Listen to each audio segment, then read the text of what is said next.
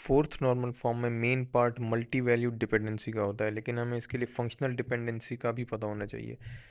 तो एक टेबल के थ्रू हम सीखते हैं दोनों चीज़ें। फंक्शनल डिपेंडेंसी, इस टेबल में स्टूडेंट नाम का एक ही एड्रेस है, ऑल्दो कि 2 बार यूज़ हो रहा है नाम, लेकिन एड्रेस सिमिलर कॉपी हो रहा है आगे, तो इसमें 1-to-1 रिलेशन है, यानी कि एक स्टूडेंट का एक ही एड्रेस हो सकता है। जबकि एक स्टूडेंट के 2 फ़ोन नंबर हैं, जैसे कि हम देख सकते हैं 1234 और 1253 पहले स्टूडेंट का नंबर है, और इसकी हॉबीज़ भी दो ही हैं। तो इसका मतलब ये है कि स्टूडेंट से एड्रेस फंक्शनली डिपेंडेंट है, जबकि स्टूडेंट से फ़ोन नंबर और हॉबी मल्टी वैल्यूड डिपेंडेंसी है।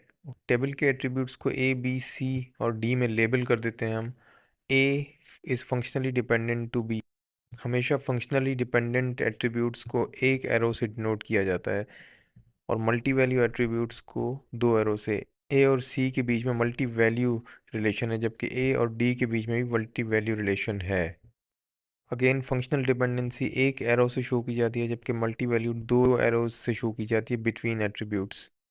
फोर्थ नॉर्मल फॉर्म की 4 कंडीशंस हैं। इसमें एटलीस्ट 3 कॉलम्स होने चाहिए। जब 2 कॉलम होंगे तो वो फोर्थ नॉर्मल फॉर्म में नहीं आएगा। तो हमने जो एग्जांपल लिया है इसमें 3 कॉलम्स ही रखे हैं, ए बी और सी। और दूसरा पॉइंट ये है कि for one value of A more than one value exist of B.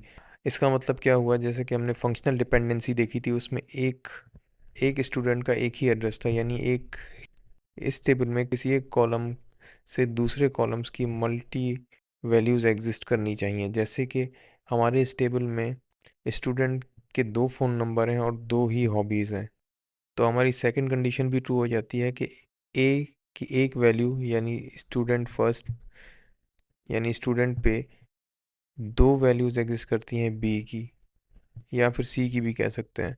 दोनों की दो दो वैल्यूज़ एग्जिस्ट करती हैं, मल्टी वैल्यूज़ हैं for a one value of A. तो ये कंडीशन भी ट्रू हो जाती है। तीसरी condition, other columns must be independent of each other. तो इसका मतलब यह है कि हॉबी और फ़ोन यानी कि बी और सी कॉलम एक दूसरे से बिल्कुल इंडिपेंडेंट होनी चाहिए। एक वैल्यू, एक एट्रीब्यूट दूसरे एट्रीब्यूट को गैस नहीं कर सकता होगा। ए का मल्टी वैल्यू रिलेशन सी से भी है, तो जिस तरह हमने देखा कि 2 एरोज शो करते हैं मल्टी वैल्यू को, वो उसी तरह हमने लिख दिया है। तो हम करेंगे ये, जब ऐसी सिचुएशन आ जाती है बस, तो हम इस टेबल को डिकम्पोज करते हैं।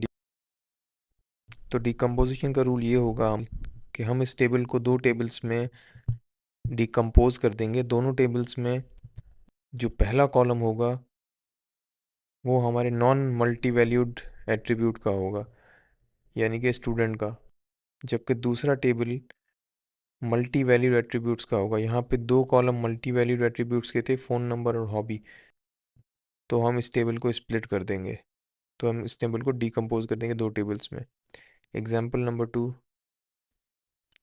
इस टेबल में टीचर और बुक मल्टी वैल्यूड इस तरह है कि एक ही कोर्स डेटाबेस मैनेजमेंट सिस्टम्स को 2 टीचर्स पढ़ा रहे हैं, और 2 ही डिफरेंट टेक्स्ट बुक्स यूज़ हो रही हैं। I don't know for what reason, लेकिन 2 टेक्स्ट बुक्स ही यूज़ हो रही हैं। तो इस टेबल के लिए भी सेम रूल अप्लाई करेंगे। ए बी और सी को डिकम्पोज कर दिया जाएगा। नॉन मल्टी वैल्यूड एट्रीब्यूट एक तरफ दोनों टेबल में लिखे जाएंगे, जबकि दूसरा पार्ट इस टेबल का मल्टी वैल्यूड होगा। तो 2 मल्टी वैल्यूड एट्रीब्यूट्स हैं इस टेबल में, तो 2 ही टेबल हम डिकम्पोज करेंगे।